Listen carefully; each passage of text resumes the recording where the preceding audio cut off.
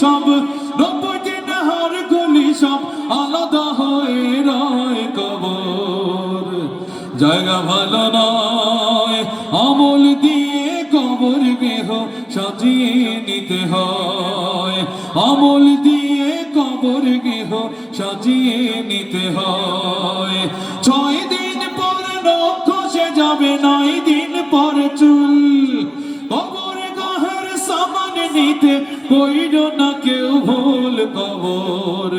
জায়গা ভালো নয় আমল দিয়ে কবর গৃহ সাজিয়ে নিতে হয়, আমল দিয়ে কবর গৃহ সাজিয়ে নিতে হয়।